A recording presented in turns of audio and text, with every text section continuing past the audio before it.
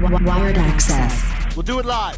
Wired Axcess. Do it live. Wired Axcess. We'll do it live. Wired Axcess. Welcome to Wired Axcess Podcast, where I'm your host, DJ K-Dub Omaha. This is a Hurrdat production, and if you like this episode or any other, make sure to hit that subscribe down below. It's super easy. Also, don't be afraid to share if you have an athlete or someone that has an athlete that might get a little message out of any of the episodes that we do. But today, to my left, I have Inia Jones, part of Omaha Central High School basketball team, but also has made that next step level decision going to Bradley University. And to her left is Coach Hepburn, who is a part of the Nebraska Elite, who has helped her in many ways, Nebraska Hoops Elite, and also is just a guy who is making sure to give back to this area more than people know. And what I mean by that is everybody's like, oh, we got Chucky out here. We got Chucky. But Dad's still planting back at home and enjoying his sons and the roots going out, because obviously Trey is now playing again. That means the Hepburn household's good. But we're here to talk about your story, Miss Jones. Inia, what is it like to remember when you first started picking up that basketball? It's crazy because I never thought I would take it serious. Like, playing sports was just something to do at one point. I played football. I thought I was going to the NFL, for being honest. But when I started, like, that's a fact. But no, when I started, it was just fun. Like, I didn't really start taking it serious till probably like middle school. So when you think of when you first picked it up, you're picking it up because it's in the blood. You like it. You got it. Football. What drove you to like football? Having brothers, a big brother and a dad, and they put me out there. So it's funny. I asked my dad first, right? He said, "No, you're not playing tackle football." So I go ask my mom, and she's like, "Yeah, go ahead." So I played football for 3-4 years, and it was just something. Who'd you play that through? The Boys and Girls Club. Okay. Mm-hmm. I only say it because I used to coach the junior Mavs, and one of our first females that I remember was one of the Cottons back in the day. She played wide receiver, and man, just watching her just glide down the field. Now, the boys, they look for that hit. What was that first hit? What was it like to go up against some of the fellas that you remember back when you played football? Oh, it was crazy because I couldn't take a hit for nothing. So I get hit, I'm laying on the floor for an extra 5 minutes. But then when it was my turn to hit, I wasn't playing fair. So it was just something to do, you know? So now we go to your basketball love. What is your first memory of when you first started actually loving the game of basketball? You said it came about 8th in middle school, and obviously from what I know about you in middle school is I know you also got invited to some big camp in 8th grade. You started getting some promotion around here and some realization that Miss Jones ain't here to play around. What was that like? No, that's all it took. When I got invited to that camp, like, at first I was like, oh, this is camp, it's another camp. And then I start people messaging my parents like, let's do this, let's do that. We're like, well, so we go down there. And I was nervous. Like, my dad would tell you this story to this day. I came down there with a mouthpiece and a long sleeve compression shirt. That's not even me. So I go down there and I'm playing. And my first game I did horrible. My dad pulled me to the side. He broke me down to tears. He didn't yell at me. He just told me, like, this ain't your game. Do what you did to get here. I handled business, and it was just up from there. Coach Hepburn, obviously you've seen kids go through these extra camps during the NCAA, these extra camps in the off season. What is it like to know some of the kids here putting in the work, but also you're seeing their development just grow when they get that opportunity to shine? Absolutely. It's a beautiful thing. And I want to kind of circle back and just kind of pay homage to, you know, the people that actually went through that developmental process with Inia, because, you know, Coach Luttrell, Coach Rochelle Tucker, Coach Kelvin Crandall, you know, and everyone else that's part of the NHE on the girls' side of sports, you know, they have really set the foundation, you know, for her game and her development. You know, I joke about it, and I'm just, you know, kind of some detail. I'm just kind of like the armor all on the tires. You know, is what I like to say. That's it. That's it. You know what I mean? So I would definitely want to pay homage. But in terms of the camps and the recognition and things, seeing that excites me, because you know, anything that I can do or, you know, make connections with for young men and young women to fulfill their dreams is what it's all about to me. You know, it's I when I moved here, I was a pretty good athlete, but I didn't have the opportunities because I moved here late. I moved here my junior year in high school, so I didn't have that pathway. So once I got settled into my mode of seeing that pathway and making those connectors for other, I just knew that that's what was supposed to be. And Coach brought up some good points there about your connections.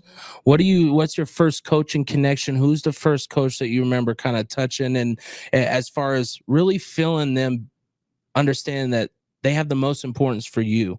Because as a young athlete, the talent's there from what everybody might talk, but to know where it all feeds from and who that first coach impression is, who would that be for you? Coach Mitch, rest in peace, Coach Mitch. But that was like the guy who told me, listen, this is what you need to be doing. And when he passed, Coach Latrell kind of just came over. I didn't know who he was. I didn't know Coach Latrell could hoop, so I still talk about it to this day. But I'm like, Coach Latrell came in and he changed my life completely. Him, Coach Tucker, like he said, Coach Crandall, all of them. But yeah. Well, and I mean, obviously, you say Coach Latrell. You're not the first on the show to say Coach Latrell.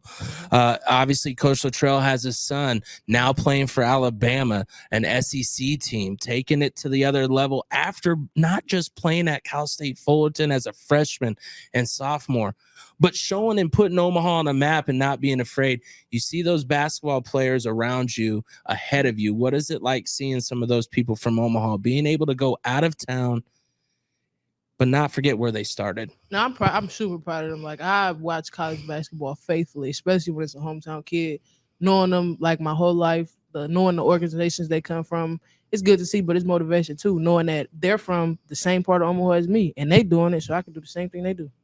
Now, of course, when it comes to, that switching the gears from your middle school, what was the biggest thing that you felt like you had to adjust right away to be playing at that level, like at the camp that you went to and being able to play there? What did you feel you had to make your number one change to? My mentality, the way I thought. Like, I could say I didn't really take it serious. Like, I was taking it for fun. I didn't really care about a trainer. Like, it was just for fun. And I kind of had to think, like, if this is what I want to do and I want to make a living for myself off of this sport, then I need to change the way I think. I need to become more focused. I need to do the little things, starting in the morning, simple things like that. And then my guy, Coach Hep, coming around and helping me with that, kind of like the training sessions we do now and what he talks about on social media. He said some real stuff. Well, and I'm glad that you brought that up. Obviously, Coach Hepburn, you're hearing an athlete that had a call out didn't know what the call out is. How did those conversations start with you and some people in your organization with these kids to have them understand? Because yes, she has a father that was an athlete and that could. But sometimes it's that outside push that gets them to understand, okay, dad and them are at home, ain't just saying it to saying it. We got to show we believe it. Indeed. And to be quite honest, I deal with that same thing, with my sons when they were in high school and telling them something and, me just being dad versus, them hearing it from someone else, and then it really starts to resonate. And to me, it's about the message. It's not about the messenger. And it's the messengee picking it up and running with it, so to me, that's what matters. I get messages in my inbox all the time from people that want to take this next steps, whether it's parents, whether it's other coaches or just me seeing somebody in the gym and just walking up to them, so those are really those connecting points to be able to see, okay, this is what your goal is. And here is the difference between where your goal is and where you're at right now. And, just if for any youth, any young man, young woman that are willing to and wanting to get to that point, just want to probably try to be that bridge to help connect it. And when you think of all these bridges and these connections that obviously you're slowly making, what's the biggest thing that you would suggest to anybody that is coming up that might have a little pressure from mom and dad, but understand that it's not in a bad way? How did you get over that hump to understand that what they were getting you to was just for the best of you? You got to want to do it. Like, people can talk to you. I mean, I can have Coach Hep in my ear. My parents might tell me, like, this is what you got to do, but you don't want to do it, then what's the point? Like, it's something you got to want to do. You got to be willing to put in the work. You got to be willing to do this, do that, just so you can do it. Like, well, and it's funny that you brought this up because obviously we talk a little, the best part is just getting to know the interviewee just a little bit more. We talked about some other athletes coming up with you. We brought up Amira Bynum over at Omaha, Brian. What's your thoughts of how his growth was? Because you said he was not the basketball side. He was joking, he was playing, and now he's up on the level, like just like yourself, of gonna have to make a big decision for a big college, but it's all because the mindset changed for him. What was that like to see even your fellow basketball players coming up through that? I mean, using Amari as an example, he was, like I said, it's just you gotta want to do it. Like if you don't want to do it, then it's pointless. Like I can go to the gym and you, or they can go to the gym. You can train every day. You can train 7 days a week. You can do this. You can change your eating habits, all this stuff. But if you don't want to do it, then what's the point? So when you say wanting to do it, what's your drive? Who's the one that pushes you the hardest? What makes you want it? Besides, yes, there's job. Yes, there's something. What's the ultimate goal for it? At the end of the day, it's myself. Like I can say I push myself. I want to be the best me. Like that's how I think. I remind myself every day. I look in the mirror and tell myself, be the best you today. Like do something to become 1% better than what you were yesterday. So I push myself every day. But yeah, I have mom, dad, Coach Mitch, Coach Hep, all my friends, family around me. But I gotta want to do it at the end of the day. Now, of course, you get to high school. What was that transition from being in those things, and how did it compare when you're going to high school? What was your first thoughts going into high school? Honestly, I had to learn how to like slow down and become more poised. I was so used to going 1,000% like with everything I do in the game. Like just I didn't really think. Like I had to actually slow down, think, listen, learn from my teammates. That's the thing. I had to be a sponge at that point. Like I couldn't be the one constantly saying this, do this, do. I had to be a sponge and listen. That was my biggest thing. When you hear a leader like this talk about being a sponge and not always about influencing in the other way, Coach Hep, what's some things that you tell these kids to get them to? Because what I'm guessing, I've never seen her play AAU basketball except for whatever people have posted. She's could be the fastest if she wanted to, could be the one down and back. But if she's not in control and she doesn't know what's going on, all that's out the window. That's right. That's right. The biggest thing that resonated from what she said is leaders have to first follow, and that's what prepared her, ultimately, because if she had continued to resist that and continue to want to go down her own path, then it's not likely that she would have had the same success until she was ready to absorb that. So that's the first thing, is the leadership.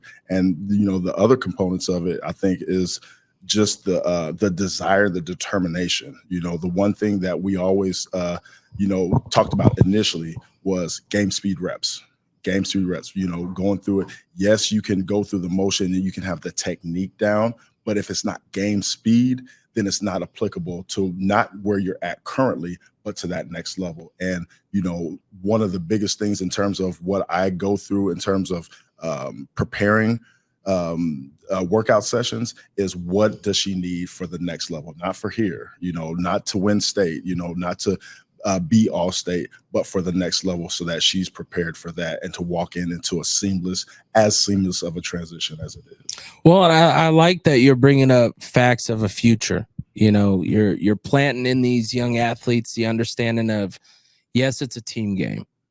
You want to succeed as a team. But if you can't get me right, the team doesn't matter. When you look at your team aspect and having to dial in yourself, what was that transition like for you to be like, I have to be a leader, but also be able to guide my teammates to understand that I could be the one trusted. I could be the one that can do that. No, it was a challenge at first. Like my freshman year, I had a lot of seniors. I had all the upperclassmen, Inia, Webb, Wayne, all of them. So kind of just learning off of them. Like I couldn't really come in. Like I had high standards for myself off rip. I came in thinking, oh yeah, we going to state, we winning state, we doing this, not thinking realistically. Like it's a process. It's not just a cakewalk. Oh yeah, I could have 6'5" on my roster. That don't mean nothing, obviously. But I mean, I just had to learn from them and pick up what they were doing. And then when they left, now it's my turn to feed into my juniors and my freshmen, sophomore, so on. When you talk about athletes growing up, what's some of the female athletes in the area that you really looked up to and felt like those are some of the people that you want to role model after, compared to the ones that are just, like you've probably said in your time, just coming out to play basketball to play, not to really show that they can be the one? I just look stretch. Dariana Lewis, that's my dog, and I still talk to her to this day. She's going to keep it real with you, and she's going to tell you the good and bad of this basketball stuff. Like, she broke down her entire process to me and told me the good and bad, and she didn't leave out a detail. So watching her go through it with all her problems she faced and her still being able to come out on top, it's dope to have her in my corner. Well, you might not have known or seen, but that was one that we interviewed a couple months ago before she took that trip to Puerto Rico. And one of the things that was said was Syracuse writers wrote it, not any of us. They said she is the Dennis Rodman of the college basketball. And when you see someone that you follow, I mean, I had my wife watch it, and the only thing that my wife ever said, never met her, and she goes, I just want to watch her play. I just want to watch her play. Goes down to Puerto Rico, makes a name for herself, and still continues to show where she's from. But her tracks weren't easy. She tried to go where she thought she wanted to go. She tried to go where her heart took her to go. But she got real, like you said, in her process, and found out that the only way you're going to get seen is you have to go to D1 school here or there. What does that mean to you in your process as you were going through just the process of looking at all these schools? I mean, I thank Stretch on the regular for honestly telling me, like, it's not just going to be a cakewalk. Like, it's all fun and games, you know, picking up the scholarships and the recruiting process and all of this stuff. But it's not always easy. Like, it's not easy at the end of the day. So having her, like, kind of prepare me for what's next, it's a blessing for sure. When you look at the student athlete part, how do you distinguish and keep yourself on the right track to get the grades to play at a D1 school? I mean, you just stay on top of it. I mean, that's just my biggest thing. You know, I take time to study, academic coaching, all those things. I mean, me personally, I can't bring myself to even step foot on the court if my grades aren't right. I mean, my priorities would be messed up then, because at the end of the day, I'm not even going to be able to get there if I don't get this done. So once I handle that, then I go on the court. Coach Hepburn, of course, in Nebraska Hoops Elite, you guys take on a lot of athletes at different levels of high school. And what I mean by that, you don't know what their background is. You don't know what their schooling is. You don't know what their rapport is with coaches. What does it mean when you have students that you're trying to help? How do you use the examples of whether it is a girl or a guy that's in your program that you could show as examples of a path and of maybe they could be the role model for that freshman that's coming up? You know, how do you use those athletes to guide? Absolutely. I just brag on, you know, the accomplishments, but not just brag on the accomplishments of athletes who have obtained it or are in the process of obtaining it, but also try to bring that narrative back to them at their personal level as well, too, so they can see that path. Because a lot of times what happens is emotions or experiences get in the way, and they block the pathway for, you know, other athletes who might not feel that they have that same connectability, even though they have the skill set and they know that they have the skill set. There might be some trepidation, you know, they may be intimidated by the unknown. There's a lot of things and variables that play into that. So just trying to remove some of those emotional barriers, some of the baggage that they've had in terms of trauma or whatever they face, and get them to understand that that is something that is applicable for them. And not only that, but if they put the time in, then it's not only deserved, but it's earned. And that's the process. Yeah. And I think as you guys are growing the program, both on the female and the male side, I think it's just getting these people to understand that the process is not the same for everybody, but we're going to give you all the stepping stones to get there. And we have people that have been through the program, not just because they were paying. It isn't like they're out here going, oh, I'm just going to give my money. They knew where the resources were. When you think of resources growing up, what was some of the things so far in your 4 years of high school that you really either took for granted or that you really took advantage of when it came to resources? I must say, Coach Latrell, he always emphasized, like, going to AAU tournaments and stuff like that. Like, this is a once-in-a-lifetime opportunity, so you can't take advantage of it. So I probably say I soaked in as much as I could all throughout high school. Like, I didn't take a game for granted, especially this last summer is when it really set in. Like, that last tournament, I gave it my all every single game because I knew it was my last go-around. And when you look back at, what do you think is your biggest hurdle that you had to overcome to get to where you are today when it comes to basketball? Blocking out noise. You know how easy it is to let social media influence you. And to this day, I go on social media detox. Like, I'll delete every single social media could just be a day, could be a week, could be however long, but you have to block out noise. Because if I listen to everything everybody said, I'd be a completely different person. And when you say about this social media, what do you remember? Was there any guidance that was given to you from either family members or even other players that might have helped you on that? Because everybody likes the fame until the fame isn't the fame no more, and it's one bad post or someone talks about you. No, I'd probably say my parents. They kind of instilled that in me in a young age. Like my mom, even though we're in different fields, like social media is still big. So she always told me, like, once you put it on there, it's up there forever. So like, be smart about what you post. Like, take a break from social media if needed. My dad, he's like, I don't care about social media. You don't need it either. I tell people all the time, if it wasn't for what I do, trust me, I don't like spending the hours that we do to put in to hope for the results that we continue to grow. And for me, it's obviously whether it's promoting a young athlete at a sport, maybe they're not getting the exposure that they deserve, or whether it's just giving a story like yourself where there's struggles that you might go through and maybe one athlete can connect to it. One person can find the guidance of something Coach Hep said, or a parent. I feel like parents, you get so caught up in hoping that your son or your daughter is gonna do exactly what they saw there, and instead sometimes you have to venture out. And I mean, I don't have to lie. I use Coach Hep for a real thing. I'm like, hey, reach out to my son, see where he's at for this year, and because once you find those connections, don't lose them, because they can connect to kids or they can connect. So obviously the connection for you guys is your girls coming back, giving back. Have you thought about that throughout the summer and all that? What does it mean to give back to the Nebraska Hoops Elite? I can't wait until I could come back from college and go out of town with the girls. Stretch did it. I mean, Dariana did it. Coach Latrell's daughter did it. Even a couple other NHC alumni. They would literally take the time out of their weekend or weeks to come to Arkansas with us. Like, just be there. I can't wait. Like, I've always been looking forward to it. I can't wait till I can get at him on the sideline. Coach Jones up here. All right, so recruiting process. What was that like for you? What was some of the things that you really were very hype on? You loved it, and what was maybe something that maybe some people you could overlook and not do again if it came to recruiting? With me, I think my recruiting process, it was, I mean, I'm pretty sure it's like this for everybody, but it was like I had a lot of learning to do because, like I said, I didn't take sports serious until around the time, because offer 8th grade going into high school.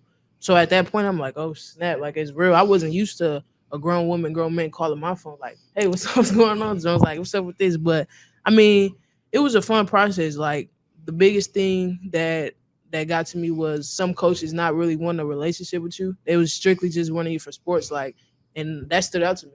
We didn't, like some schools I talked to, we didn't even talk about academics or what's next when the ball stopped bouncing. It was strictly, oh, I want you to come in and do this and do that. Like, that wasn't for me. So I knew the coaches who actually cared about simple things like, hey, how's the family doing? Or how's school going? That's the coaches that I like. Well, Coach Hep, she brought up something big there. 8th grade getting offers. I've had the Fountain brothers. I don't know if you know them. They're out of Norris, 2 baseball brothers that have committed to D1 at 8th grade. Kel actually is about to go play LSU. So it isn't like these small teams, but hearing that as 8th grade, what was like even just that process? And Coach Hep, what would you have thought had your sons, and I'm not saying they did or didn't, but 8th grade, I mean, you're barely even thinking about past the Happy Meal that you just had to eat for dinner because we're on the road, Mom. We're on the road. Let's go, Like, what, I mean, just here in 8th grade, what do you think it would be like for those decisions? Because obviously that isn't what you're thinking about. You're thinking about just going with your friends, and you're thinking about what TV show I'm going to watch when I get home. Exactly. And that was the biggest thing. And Chucky received his first after 9th grade, so a little bit of a difference, but not much. And so the biggest thing to me is enjoy it. You earned it. You know what I mean? Celebrate that. And we did. We celebrated it. But now push it off to the side. And let's continue to work, because at the end of the day, if you don't work, academically, if you don't work, on your skill, if you don't continue to work on your character, the type of leadership skills that you have, that one offer can go away and no more can come. So you want to make sure that you continue that trend and that path, of doing those things that brought that, and that will bring others as well too. So, we're just going to put that on the wall. And my whole thing with my sons is that I make the decision on where you're going to high school at, because, there's a lot of things that go into that process, what your environment's going to be like, what the academic process is going to be like, things that they're not ready for. What support will they have? What support will they have? Absolutely. So they're not looking at those decisions. So that's why it was my responsibility. But by the time they've gone through that process, they're going to be prepared to make their decision of where they go to college as a young man. And that's what my process was for my sons. And, to me, I think that's what it's a thorough process to where whether a young man or a young woman is going through and making that decision, they know what things that they're looking for. And what do you remember much about that? Like how your parents responded and what that first? Oh, yeah, I remember vividly. So it was like one of my first practices probably. And I go home and my coach was like, hop on this Zoom call with me, not knowing who it was with. And I look, and it's Coach Banks. I'm like, oh, hey, Coach. And we just talking and hot up the phone. And Coach Trill takes me like, do you know she just offered you? I say no. So I called her. I had no idea. That's all right. So I call her back. I'm like, you just offered me? She's like, yeah. I'm like, oh, it's nice. So we get off the phone, tears of joy. And like you said, we celebrated, but then we knew it's go time. Like, it's time to focus. Like, it's getting real. Like, somebody... Like that's why I thank Coach Banks too, because she like actually made me realize it was possible at that point. Like, oh, it's real. Like I can really do this. So why not go for more? Well, and I'm glad that you brought up that about Coach Banks, because obviously everybody's like, well, you're going to Bradley. You're not staying home. It's not a matter of she didn't do her due diligence and didn't make you feel at home. You made it plain and simple. You didn't want to go here because you want to go. You want to go.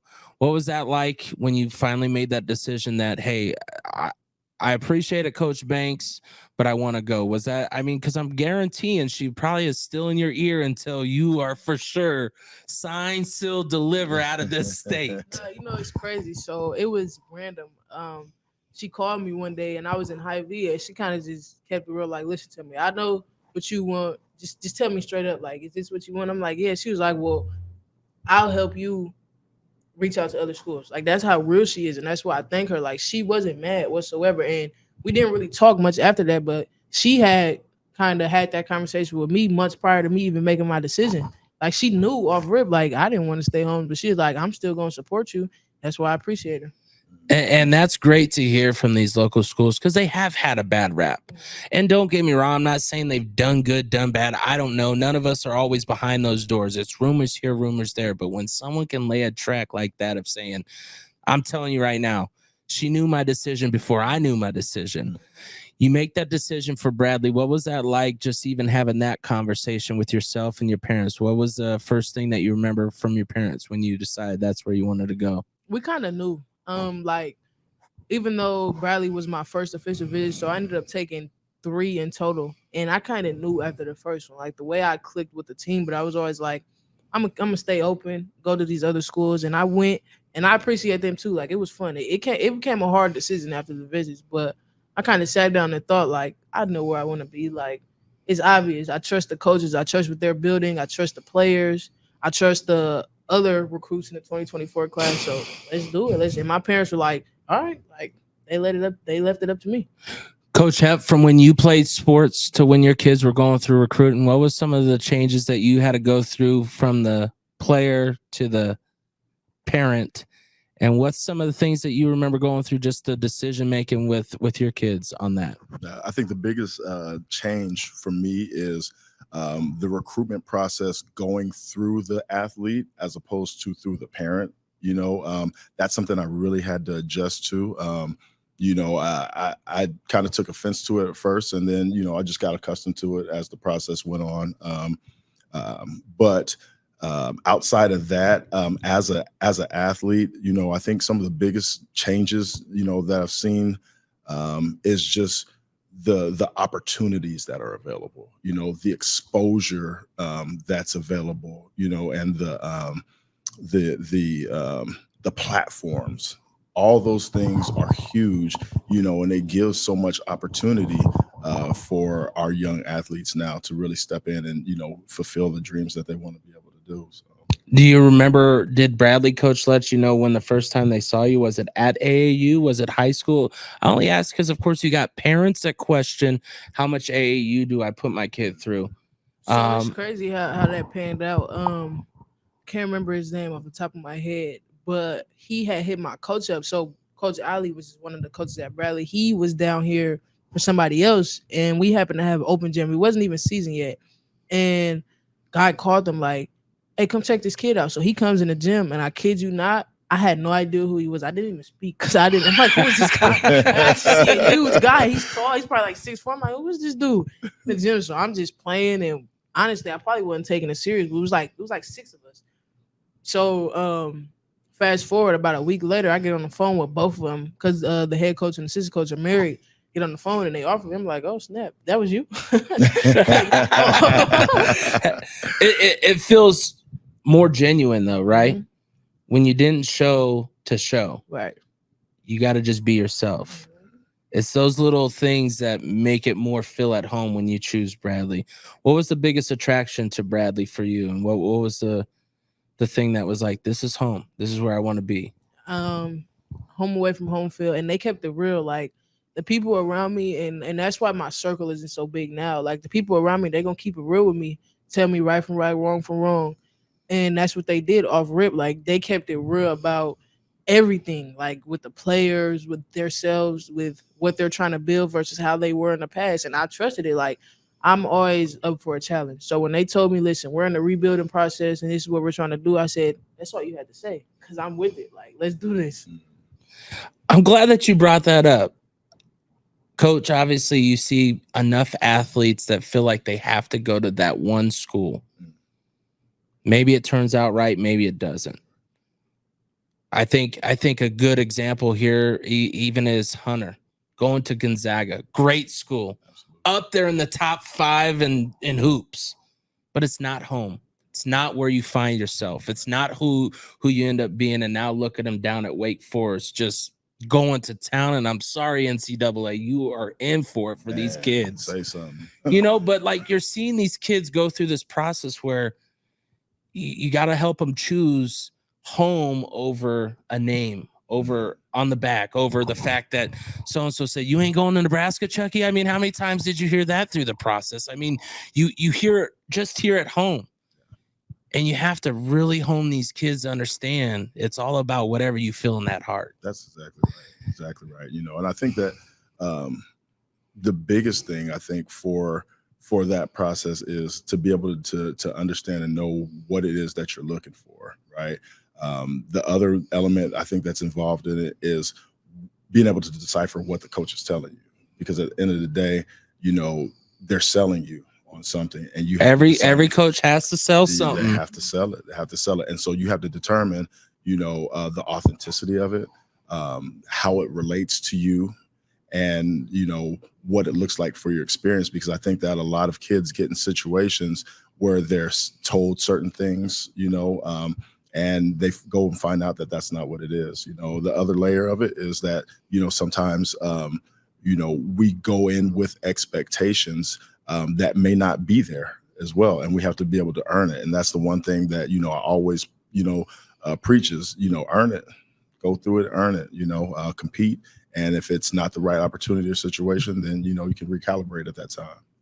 3 years down, 1 to go. What's the thing that you've accomplished so far in your 3 years of high school, and what's the one that you're hoping to finish off with? Making it to state was something I was proud of, but I couldn't really celebrate it because we didn't win. So that's the main goal now. Like, I'm on a mission. That's it. That's all.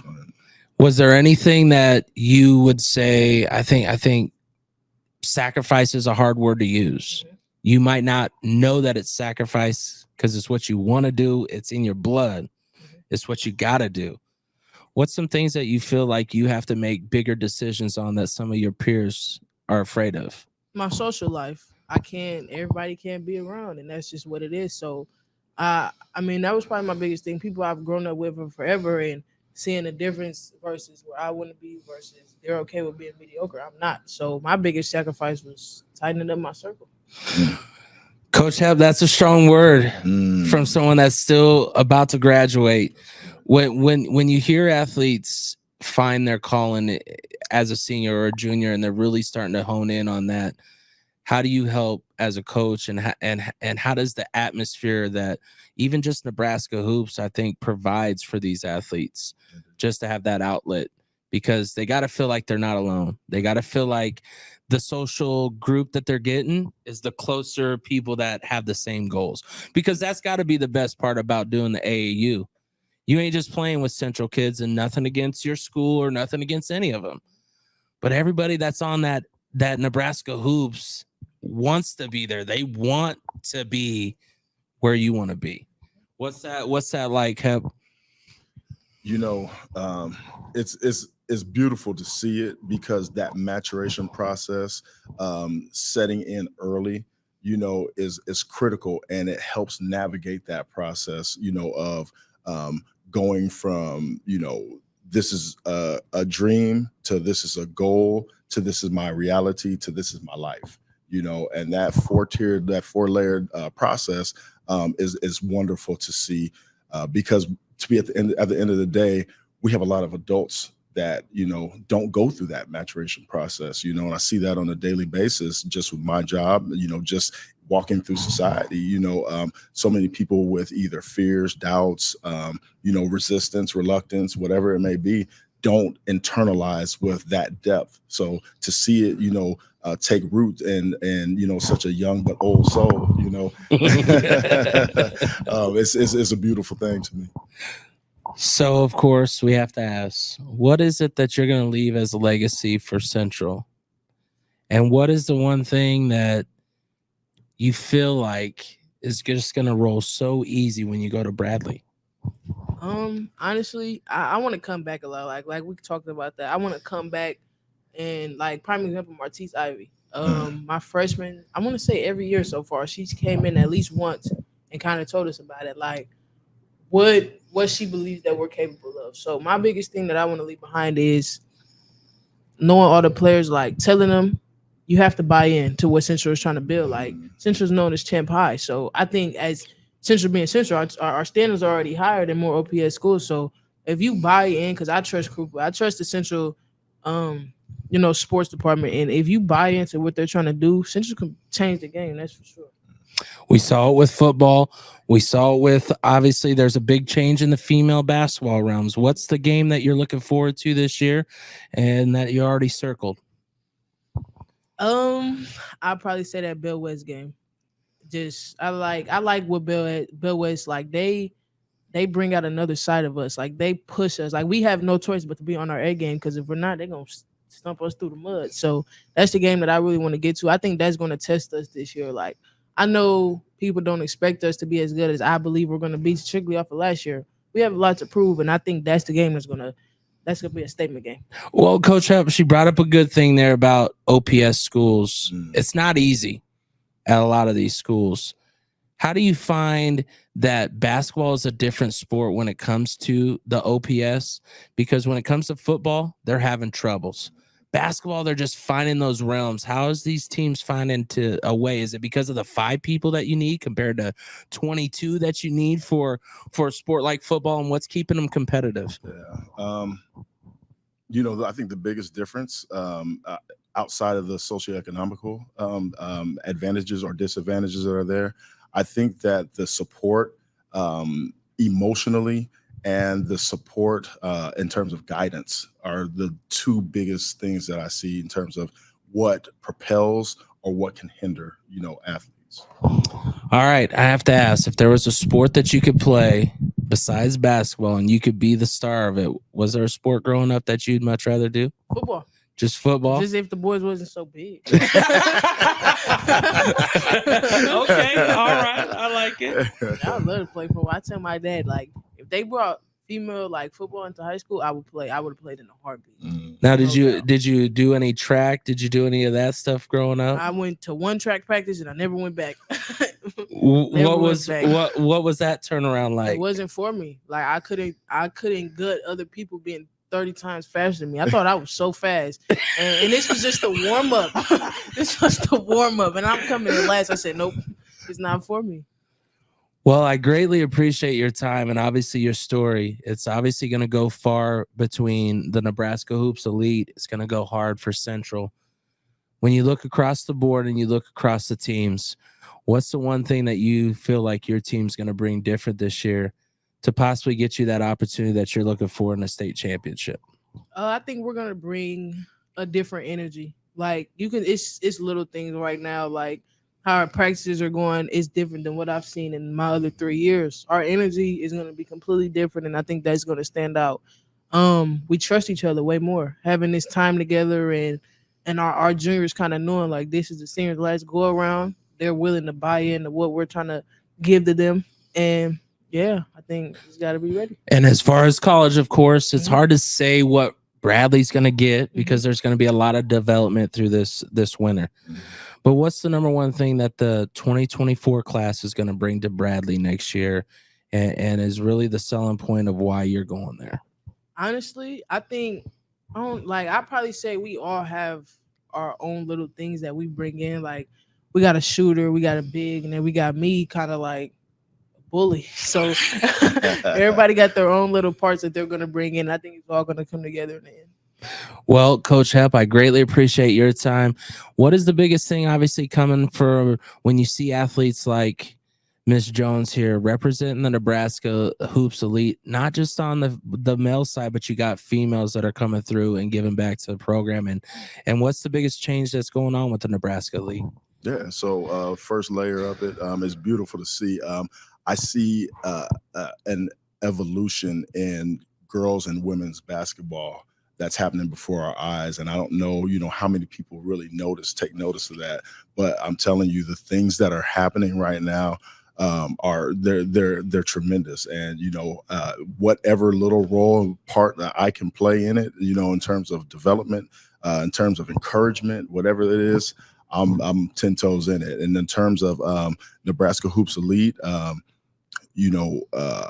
last year was our first year on the boys side. Well, our first rekindled year, I should say, because on the we started this years ago, and Latrell and Rochelle and Kelvin continued to go through that process on the girls side, and I saw a pathway this year to move beyond Every Youth Can Excel and make that the overarching organization, and put a label on an East Omaha and an Eastern Nebraska opportunity for athletes to come in and compete with one another at an elite level. And that's what we're looking for NHE. We've got a lot of things tucked up the sleeve coming for this year that I'm ready to unroll like a red carpet. And we're gonna start some trends, I think, that's gonna create a shift that AAU desperately needs. And obviously we're kind of a couple of years advanced in planning right now. I'm doing some planning for 2025 2026, so things will constantly change, but I'm hoping that other organizations will see the things that we're doing and how they benefit youth, and not necessarily the adults. More Amen. So take some of that adult part out of it, yeah, man. indeed, because that's what we're here for at the end of the day. It's about youth dreams, and anybody that's willing to take advantage of youth dreams is probably in the wrong field. Maybe they should be accounting or something. I gotta feed off of that. NHE is probably one of the most genuine programs that I've ever been around. Like, if you're looking for a family feel, like I promise you, I promise you, I kid you not, you can kick it with anybody from the NHE staff on the boys and girls sides outside of you. Wouldn't even like basketball wouldn't even come past. It's like family, and it's crazy to me how slept on the organization is, if we're being honest, because it's so real. Like you don't find it no better than that. No shots to any other programs. I salute what they're doing, but what NHE is doing, that's a real family. I'm glad you bring that up. What's the number one memory that you have from your AAU that you're gonna make sure that the future sees that this is something to come back to? The change from when I was playing with class of 2022 to now, like simple things like the tournaments we started to go through, being in the Elite 40 thing, like it's crazy the amount of doors that open up just from walking into a gym. The relationships you build with people is crazy. Like I can call somebody up from Utah right now. Like that's how it is though. And it's crazy. Like I would have never imagined. I was so used to just going up to the Iowa Fieldhouse, getting a couple buckets and going on my way. But now I'm all the way in Florida at the biggest arena, and it's like, whoa, like this is real. I think the best part of the AAU is showing these kids that outside of your area, these kids are just like you. They're on the same grind. They're trying to do the same thing. You're going to play hard, but then you're going to recognize game. Right. I don't care what anybody says. That's right. And it's contagious. When they see you do things, they want to be a part of it. So it's a good thing that you're obviously bringing that part up, because no matter what an adult, a parent, and I know you're getting to be a young adult, no matter what we say, the real is what matters. And what you say about a program is what will generate more people to understand that these organizations are easy to find if you go looking, but you also have to do your homework. Look at some of the people that have gone through. Look at the players. They're going to tell you. They're not going to hold it back, because they want people to succeed just like themselves. And but also remember, you've probably had a few. I know you've had a few. Not every coach is for every player. Right. And it's okay to be that way. I think that's the number one thing. Coach Hep, we'll get you out of here on this. Like, how is it to get these parents just to understand that it's okay, that I'm not the guy for your kid, and I don't want you to feel any hard for me, but I also don't need it. And it's got to be the hardest conversation. It is, and it's hard. It's a dual role in terms of the degree of difficulties with it, because you want to be able to provide as much as you can for as many people as you can, and so the acceptance of the fact that you're not able to do that for one reason, whether it's developmentally, whether it's exposure, whether it's organizationally, you can't meet those goals. That's difficult for you as a coach, as a program director, to be able to accept that. But then for the parents, as well too, every day parents want what their kids want, and there are some that, maybe wanted a little more, and I tell parents that you need to check that check engine light on your kid and see, because the motor's not functioning properly, so there's opportunities to be able to do that. But, that you have to be able to understand that, that what you want for your child, or what your child may want, is not necessarily attainable in all regards. And that's a life experience that you have to take and continue to move forward with it. So that's a huge component to me. And I think moving forward with NHE, I think that the biggest things for us is that we've always been about development. We've always been about creating culture that is a family-based environment. And moving forward from here, now we have the opportunity for exposure. And, there's been a hierarchy system, especially on the boys' side. I think on the girls' side, it's kind of been there too, but there's just been more layers of opportunity. But now that the exposure opportunity is there, we can create a path for young athletes to not only be developed, not only, be cultured properly, and everything that comes from within the home foundation be manifested, but now we have the opportunity for exposure too. And that's the biggest thing that I'm excited about for the boys and girls. Just the fact that there's these opportunities and more keep brewing. You guys went from, obviously, you had just the Nike, now there's the Adidas, now there's the Puma. The opportunities are growing. In your time, we've obviously talked about everything so great. We'll get you out of here on this. There's always one thing that might have been a struggle as you were growing up. What would you consider it being for yourself that you had to overcome, that not just, some people take it for granted? Was there anything coming up, like whether it's a part of your game, whether it's part of your mental, what is that mental reset? What are some of those things that maybe someone could just take a piece of what you learned to better yourself on that? Just aside from sports, it's the people around you. Like, it's so easy to be influenced, especially growing up in my generation. It's easy to get influenced. So, you just got to pray you have that one person in your corner who's going to tell you right from wrong and listen. But at the end of the day, we're old enough to know we ain't got no business doing that. So don't do it. Simple as that. So it's just not being easily influenced and doing what's right. At the end of the day, just do what's right. It's okay to have fun and do what you do, but just do what's right. I don't know about you, but if you, once again, you listen to this episode and you didn't get a little piece of information, I'm sorry, but make sure to subscribe down below. It's easy. Hit that check mark. Yes, okay. Let other people know, because this is Wired Axcess Podcast. I'm your host, DJ K-Dub Omaha, and we're at Hurrdat Productions. We'll see you next time.